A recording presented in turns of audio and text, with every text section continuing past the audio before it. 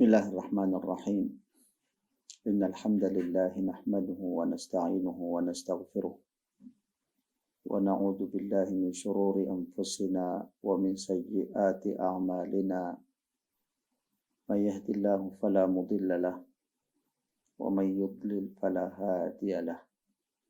Asyhadu an la ilaha illallah wahdahu la syarika lah wa asyhadu anna Muhammadan 'abduhu wa rasuluh.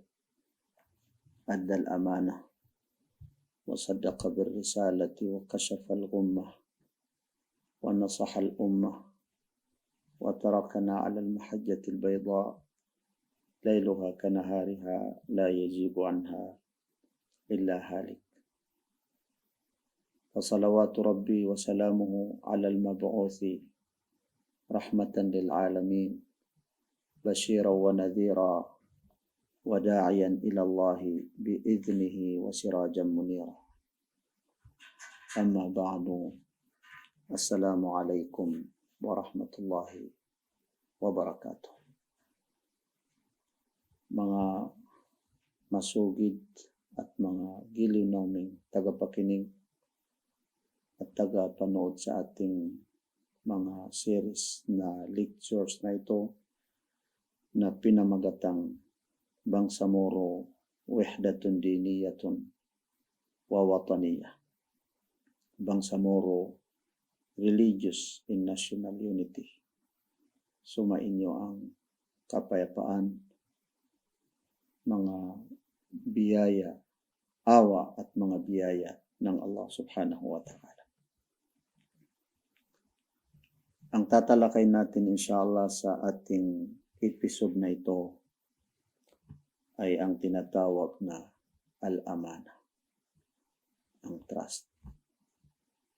Sarig sa wika nating Iranon. At ang tinatawag na adl, justice, ang pagiging makatarungan. Wa min al-qiyam ad-diniyati wal-insaniyati ayda والتي تتحقق بها الوحدة الوطن الدينية والوطنية وهي المقصودة في الحكم الإسلامي ومن الأمور المهمة التي تعين الحاكم على أداء مسؤوليته الأمانة والعدل. Mga kiliw naming mga Bangsamoro, kabilang sa mga values o mga halaga hinggil sa pananampalataya at hinggil sa pagiging tao. Sumasang-ayon sa standard na values ng mga tao, matutuwid na mga tao. At ito ay isang kadahilanan, sanhi upang makamit natin ang pagkakaisa. Pagkakaisa ng mga Bangsamoro hinggil sa pananampalataya at pagkakaisa sa bayan. At ito rin ang hangarin o pinakahangarin sa tinatawag na pamumuno sa Islam. At ito rin ay kabilang sa mga bagay na napakahalagang bagay na kanyang matulungan ang sinumang namumuno para kanyang may sagawa ang kanyang responsibility. Kanyang may sagawa ng maayos ay ang tinatawag na amana, ang tinatawag na trust, at ang tinatawag na al-adl. Ito mga kapatid ay magkasama. Al-amana wal-adl ay magkasama at hindi magkakahiwalay. Alalahanin natin mga kapatid ang isa sa mga talata ng Allah subhanahu wa ta'ala. Dito natin makikita ang kahalagahan ng tinatawag na amana. Inna aradna al-amanata 'ala as-samawati wal-ardi wal-jibal fa-abayna an yahmilnaha wa ashfaqna minha wa hamalaha al-insanu innahu kana zaluman jahula.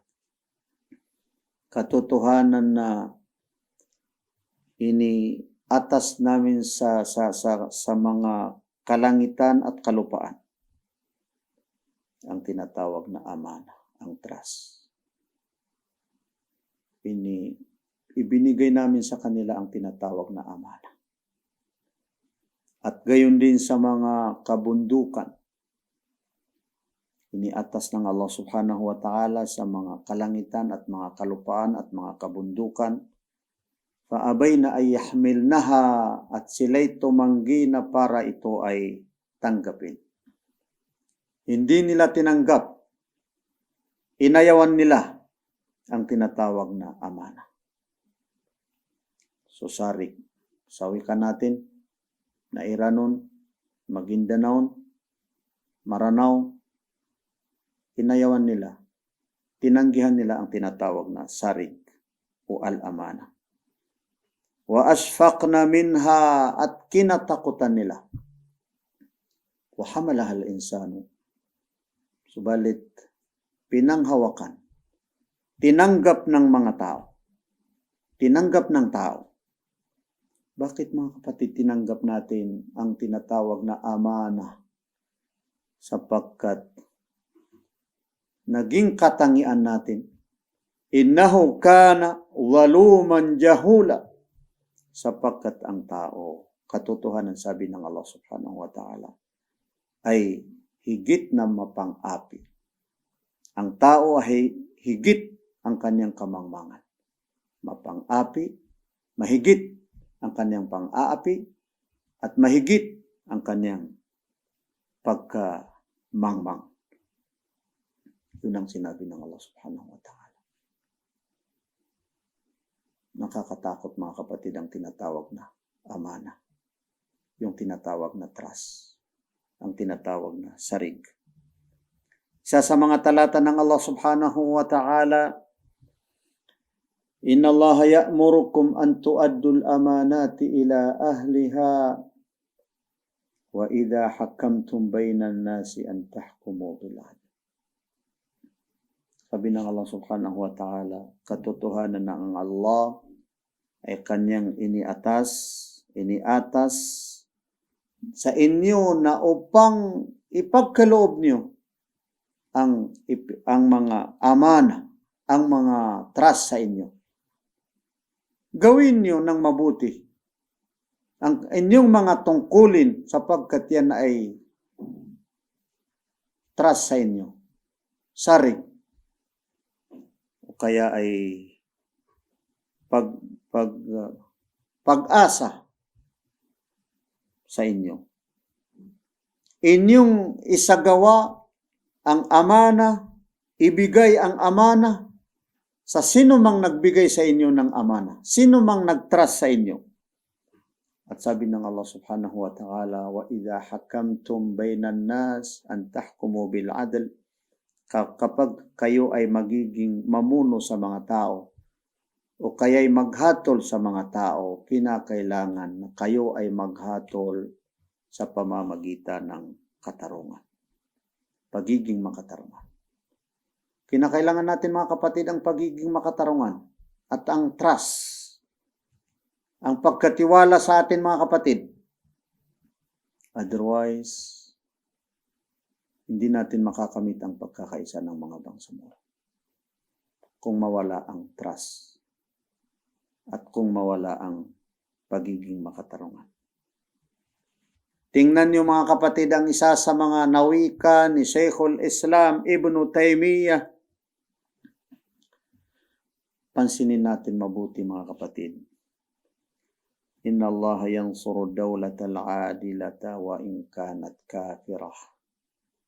Wa la yansuru dawlata al-zalimata wa in kanat muslimah.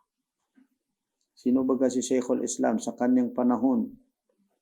Si Sheikh Ahmad Ibn Taymiyyah. Sa kanyang panahon, siyang pinakamataas ng mga ulama. Sabihan niya, katotohanan na ang Allah ay tinutulungan niya ang estado, ang bansa, ang isang lugar na makatarungan. kahit pa hindi nananampalataya, kahit pa hindi Muslim. Subalit, hindi niya tinutulungan ang estado, ang bansa, ang isang lugar na hindi makatarungan, ang nang-aapi, ang nagkukurap na estado, mga namumuno, kahit pa sila ay mga Muslim. Sabihan niya ni Shaykhul Islam Ibn Taymiyyah. Mga kapatid, mga giliw naming mga bangsamoro, limad al-adl. Bakit kailangan natin ang justice, ang pagiging makatarungan? Bakit kinakailangan natin na ang tinatawag na al-amana? Si Propeta Muhammad sallallahu alaihi wasallam, bakit siya nagtagumpay? Si Propeta Muhammad sallallahu alaihi wasallam, sapagkat mula sa kanyang kabataan ay tinawag na siyang amin. Ibig sabihin ay napagkakatiwalaan. Si Propeta Muhammad sallallahu alaihi wasallam, siyang pinakahuwaran natin mga kapatid sa ating pamumuhay sa mundong ito, sa ating pamumuno. Limada al-adlu lianna al-maqsuda fil hukm al-islami huwa raf'u al-dhulmi min an-nas wal hukm bil adli min al-umur allati ta'tamidu 'alayha siyasatu syar'iyyah. Sapagkat ang pinakalayon sa pamumuno sa Islam ay upang mawala ang tinatawag na pang-aapi sa mga tao at upang maipalaganap ang pamumuno sa pamamagitan ng tinatawag na katarungan, justice. At ang justice ay kabilang sa mga kaugalian, mga gawain na diyan napapatayo ang tinatawag na legal politics. Ang legal politics, kinakailangan ang pagiging makatarungan. Hindi maganda na pamamalakad ang hindi makatarungan. Mga kapatid, ang pinaka kung isalarawan natin ang pagiging makatarungan, ang justice, ay ang pinaka pamamaraan nito, iqamatud dini wad difa'u anhu. Ang pagtatatag o pagpalakas sa pananampalataya. Wad difa'u anhu, at pagdipinsa sa pananampalataya. At ito ang pinakamalaki na pangangailangan, pinakalima sa mga pangangailangan ng mga tao. At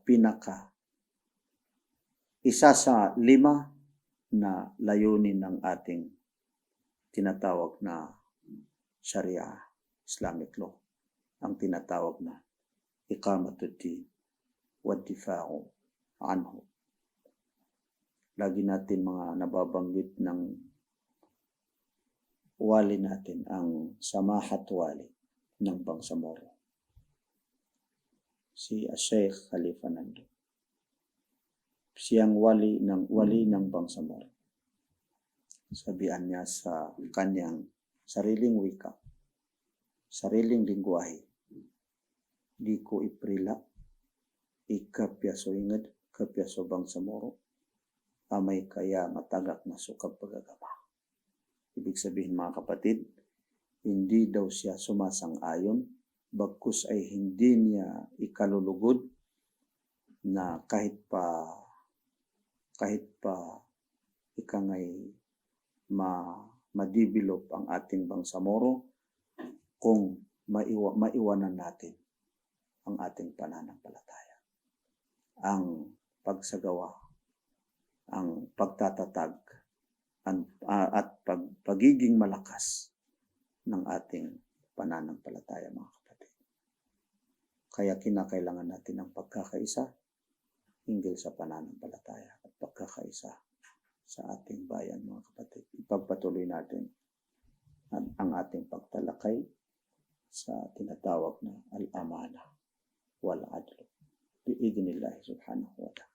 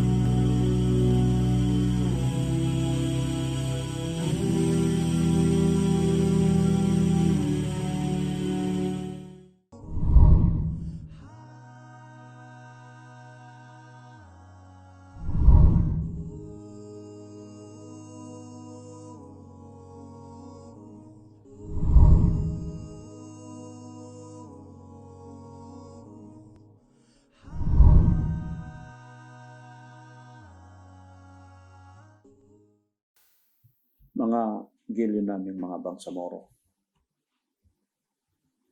tuklasin natin ang isa sa mga hadis ng Propeta Muhammad sallallahu alaihi wasallam.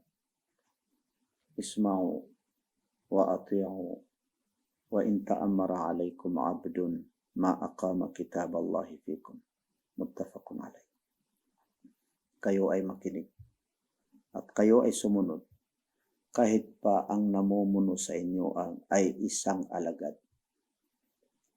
Isang alagad, isang alipin, hanggat sa siya ay pinalalakas, itinatatag ang aklat ng Allah subhanahu wa ta'ala sa inyo. Hanggat sa siya ay sumusunod sa banal na aklat ng Allah subhanahu wa ta'ala.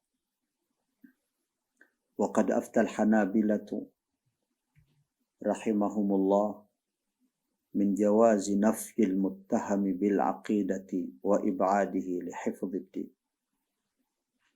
Tingnan niyo mga kapatid ang mga pantas o kaya ay mga ulama ng mga Hanabila. Yung mga estudyante ni Ahmad ibn Hanbal, kaawan siya ng Allah subhanahu wa ta'ala.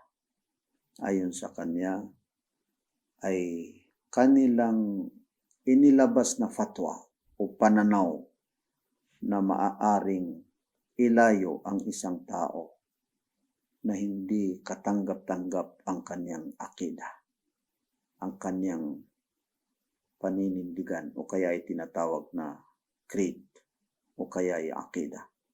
At siya ay ilayo sapagkat iyon ay isa sa mga palatandaan ng pagpapalakas sa pananampalataya.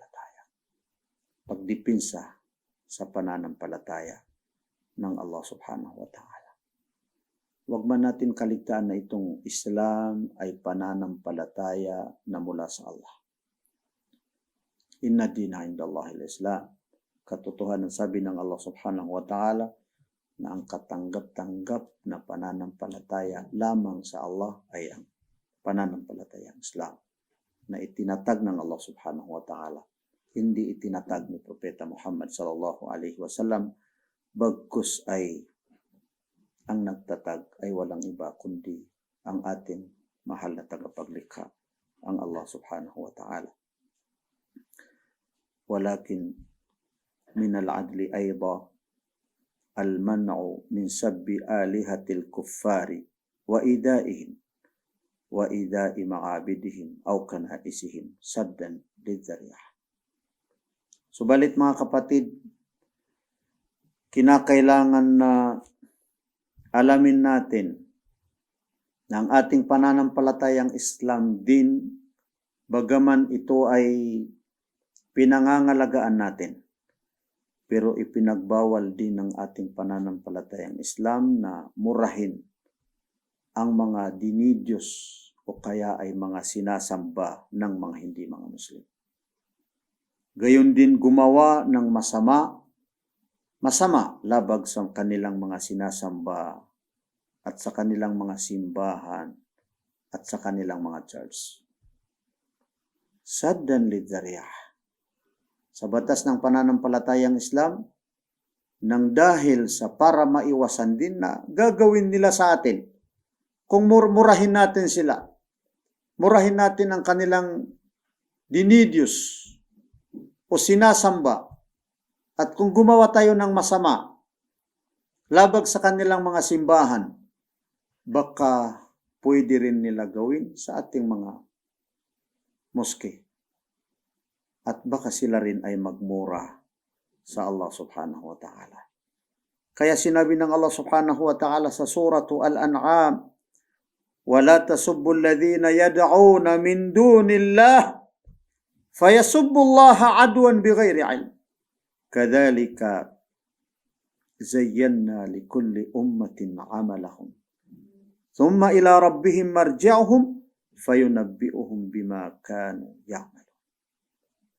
Sabi ng Allah subhanahu wa ta'ala, ayon sa kahulugan ng talatang ito ng Allah subhanahu wa ta'ala, huwag kayo magmura sa sinumang mga tao, sa sinasamba ng sinumang mga tao na sumasamba bukod sa Allah subhanahu wa ta'ala. Huwag niyo sila murahin.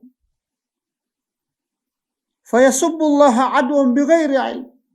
Sapagkat pwede nila murahin ang Allah subhanahu wa ta'ala bilang paghiganti ng hindi sumasang-ayon sa kaalaman. Kadhalika zayyanna likulli ummah. Ito mga kapatid ay sino bang lumikha sa atin? Ang Allah subhanahu wa ta'ala. Sino bang nagpapatnubay sa atin? Ito sabi ng Allah subhanahu wa ta'ala, ganyan namin kayo ginawa o kaya ay zayyanna, yung pinamabuti sa bawat nasyon ang kanilang mga ginagawa. May nagsasamba sa Allah, tayo na mga Muslim, at may nagsasamba bukod sa Allah subhanahu wa ta'ala. Ipangaral natin ang kaisa-isahan ng Allah subhanahu wa ta'ala, pero huwag natin sila murahin ang mga hindi nagsasamba sa Allah subhanahu wa ta'ala. Huwag tayo gumawa ng hindi karapat-dapat. Thumma ila rabbihim marji'uhum. Tiyakin natin mga kapatid, sabi ng Allah, pagkatapos lahat kayo at sila ay makabalik sa Allah subhanahu wa ta'ala. Fayunabbi'uhum bima kanu ya'malun. At sasabihin, ipakita sa kanila ng Allah subhanahu wa ta'ala ang kanilang mga ginagawa. Gagantimpalan sila ayon sa kanilang mga ginawa. Inshallah, tayo na mga Muslim na mamamatay sa kaisa-isahan ng Allah subhanahu wa ta'ala at hindi pagtatambal sa Kanya, inshallah makikita natin. Tiyak na ipasok tayo ng Allah subhanahu wa ta'ala sa paraiso. Sapagkat lahat ng ahlul tawhid ay makapasok sa paraiso ng Allah subhanahu wa ta'ala. At tiyak na ang mga nagtambal sa Allah subhanahu wa ta'ala, ipakita rin sa kanila ang kanilang mga ginagawa pagdating ng araw ng paghukom. Hintayin na lamang natin yung pagdating ng araw ng paghukom, mga kapatid. Wa min al-adli as-sa'yu limaslahatin nasi wad-difa'i anhum. Kabilang sa pagiging makatarungan, mga kapatid, ay ang pagsikap na para sa kabutihan ng mga tao at pagdepensa sa mga tao. Mga Muslim sila o kaya ay hindi mga Muslim. Wa qad ajma'a as-sahabatu radiyallahu anhum wal fuqaha'u min ba'dihim ala qatlil jama'ati bil wahidi ma'a anna dhalika yumna'u fil qisasi saddan lidhari'ah. Bakit sa Islam? Sa pananaw ng mga sahaba, nagkaisa ang mga sahaba at saka mga pantas, mga jures pagkatapos ng mga sahaba na pwede patayin ang grupo ng mga tao na pumatay ng isang tao. Bakit, mga kapatid? para iligtas ang marami. Samantala, hindi pwede sa kisas, sapagkat ang kapalit ng isa ay isa. Subalit, ipinahintulot at nakita ng mga sahaba at ang mga ulama o mga juris pagkalipas ng mga sahaba na pwede patayin ang grupo ng mga tao na nagsama-sama, nagtulong-tulungan para patayin ang isang tao, para sa kaligtasan ng tinatawag na karamihan at para sa saddan lidariyah, para maiwasan din na baka patayan na ang mga tao. Wa min al-adli al-ihtimamu bil-hirafi was-sinaati wa islahi al-bunyati tahtiyah. Kabilang mga kapatid sa pagiging makatarungan ay pagsikapin natin ang lahat ng mga skills. Gumawa tayo ng sikapin natin na lahat ng mga skills o mga industriya. Lumakas ang industriya natin. At saka yung tinatawag na bunya tahtiya, yung infrastructure. Kailangan natin yan mga kapatid. Tingnan niyo si Ibnul Qayyim, sabihan niya, inna liwaliyil amri ijbaru ashabil hirafi was-sinaati ala al-amali bi ajril mathal idha imtana'u min al-qiyami wa kana fi an-nasi hajatun ila sinaatihim. Sabihan niya, ang taong namumuno, ang sinumang namumuno, pwede niya pilitin ang mga taong may mga skills at may mga kaalaman sa industriya at pangangailangan na yung industry, skill na yun ay pangangailangan ng marami. Kailangan ng mga tao. Kailangan natin sa Bangsamoro. Hindi pwede magtago ang mayroong kaalaman na para ma-develop, mapaganda natin ang Bangsamoro. Pwede pilitin ng namumuno ang sinumang may kaalaman kung tumanggi sila na gawin ang kanilang mga kaalaman na samantala yun ay pangangailangan ng mga tao. Mga kapatid, yan ang tinatawag na mga uri o mga pamamaraan ng tinatawag na pagiging makatarungan. Pero mga kapatid, kung mawala ang justice, kung mawala ang katarungan mga kapatid. Pero bago natin tatalakayin itong pagkakawala ng katarungan mga kapatid, ang pang-aapi, ang resulta ng corruption kung sakasakali kapag hindi natin malampasan. Mga kapatid, al-wadhifatu amana wal ada'ul wadhifi adlun. Ang pag-empleyado ay trust. Amana yan. Amana yan sa atin. Amana ayon sa mga pantas. Ang pagsagawa natin sa katungkulan natin, kapag tayo ay magiging empleyado, ay justice mga kapatid, katarungan. Otherwise, kahit yung oras natin na hindi natin isa katuparan, tayo ay pumirma na papasok sa loob ng 8 oras, pagkatapos hindi tayo pumasok sa loob ng oras, pagdating ng huling sa katapusan ng buwan, ilalagay natin yung 8 oras, samantala 3 oras, 4 na oras, 5 oras lamang ang napasokan natin. Magsisinungaling tayo, kabilang yan sa corruption mga kapatid. Kabilang yan sa pang-aapi. Al-wadhifatu amana.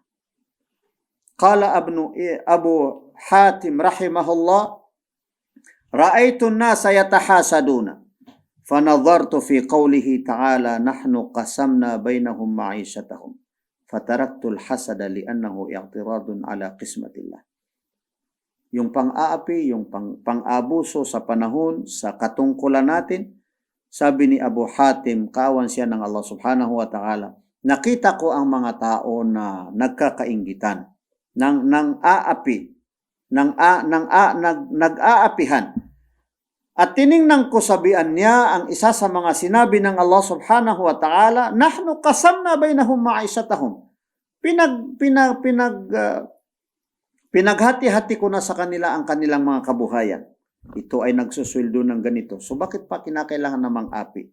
Bakit pa kinakailangan na mag-corrupt?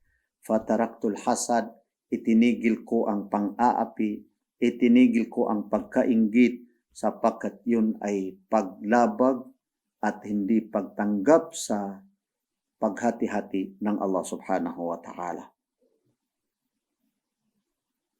Darating sabi ni Propeta Muhammad sallallahu alaihi wasallam sa mga tao ang panahon na la yubalil mar'u bima akhadha al-mal.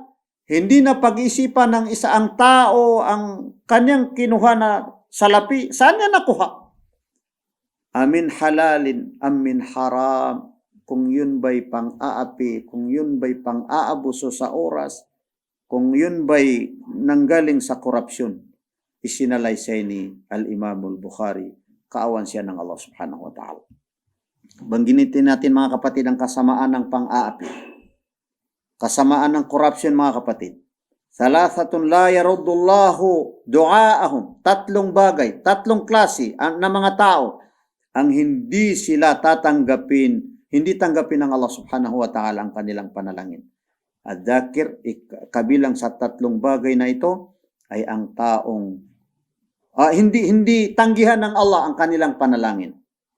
Kabilang sa tatlong bagay na ito, ad-dhakirullah, yung nagbabanggit sa Allah subhanahu wa ta'ala, nag-alaala sa Allah subhanahu wa ta'ala ng marami, lagi nagbabanggit ng alhamdulillah, subhanallah, at ang nang-aapi, tutulungan niya ng Allah subhanahu wa ta'ala. Ang inapi, al-madlum, ang inapi, at saka ang imam, ang namumuno na matuwid. Thalathu da'awatin mustajabat, la shakka fihinna. Tatlong panalangin na tatanggapin ng Allah subhanahu wa ta'ala. Wala nang pag-anilangan mga giliw naming mga bangsamoro. Da'watul madlum, ang panalangin ng inapi, tatanggapin niya ng Allah subhanahu wa ta'ala. Wa da'watul musafir, at ang panalangin ng naglalakbay. Wa da'watul walidi ala waladi, at ang panalangin ng ama sa kanyang anak. Tatanggapin niya ng Allah subhanahu wa ta'ala. Rawahu Ibn Hibban fi sahihi. Mga kapatid, sana malampasan natin at magiging katangian natin, magiging values natin na mga bangsamoro ang tinatawag na al-amana at saka ang tinatawag na al-adl, para sa gayon makamit natin inshallah ang pagkakaisa. Pagkakaisa hinggil sa pananampalataya at pagkakaisa hinggil sa bayan ng bangsamoro. Hanggang dito lamang mga kapatid. Wassalamu alaikum warahmatullahi wabarakatuh.